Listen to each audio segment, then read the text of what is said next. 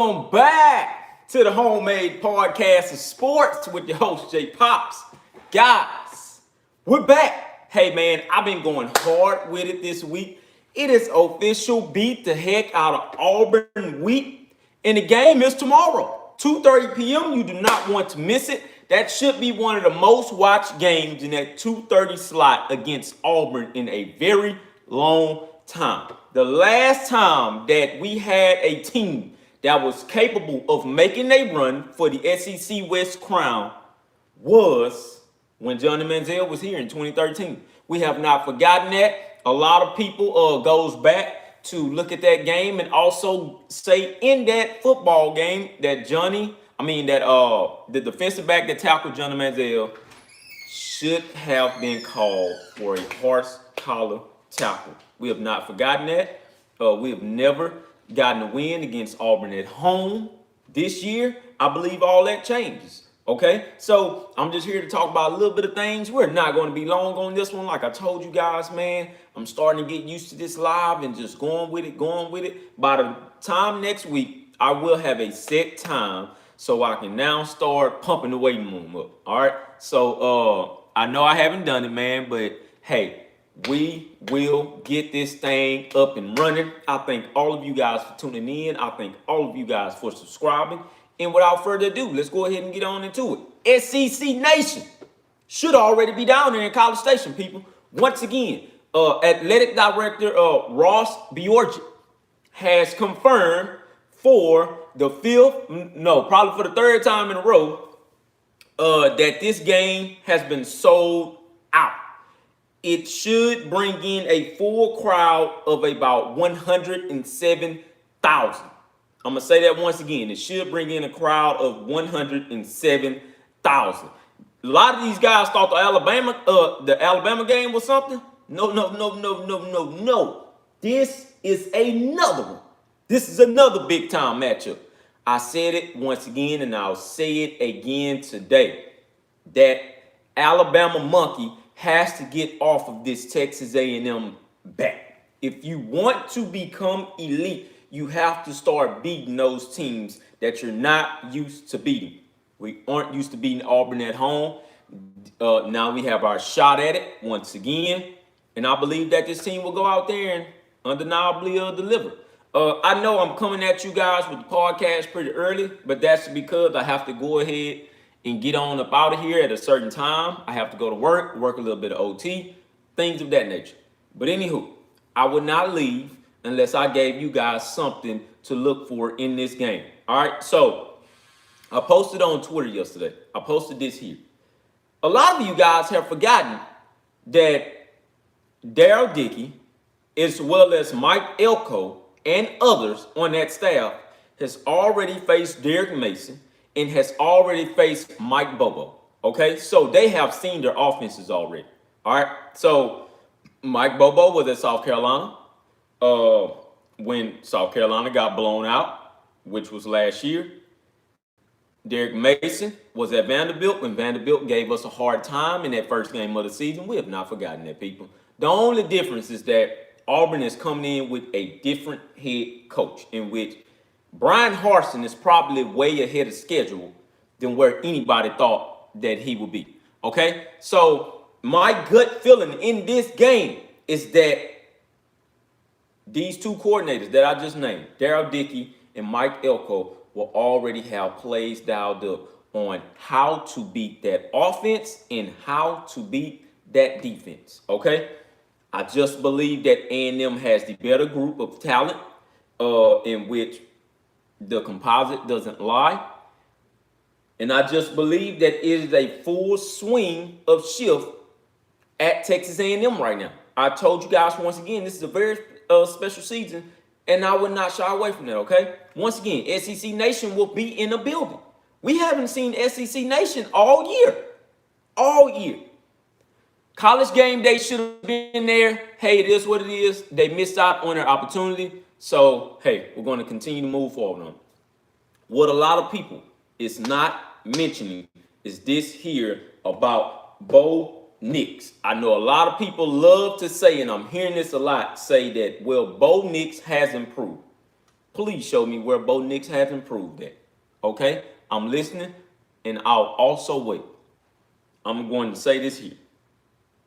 Bo Nix only has 9 passing touchdowns in 8 games. I'm going to say this once again. Bo Nix has 9 passing touchdowns in 8 games to 2 interceptions. Damn good. Interception-wise. Touchdown-wise, you got to give me a little bit more than that because of the simple fact that how long have you been in Auburn already? Okay then, enough said. Zach Calzada, he may not be the perfect passer out of all of them, but Zach Calzada has 12 touchdowns in only about 6 games. I'm going to say that once again. Zach Calzada has about 12 touchdowns in 6 games. Has Zach Calzada seen by far better opponents than what Auburn has seen? I'm going to go out on a limb here, and I'm going to say yes. Although that he's seen the South Carolina group, that was, I don't know what the hell that group was, but for the simple fact that he was able to go out there and lead the offense to 31 points before halftime, come on, man. Come on now. You guys got to be for real about this. You guys to be for real about that. Zach may not be the perfect guy, but Zach will go out there and get the job done. Stop looking for Zach Calzada to have a game like he had against Alabama. Okay? That would not happen. Reason why?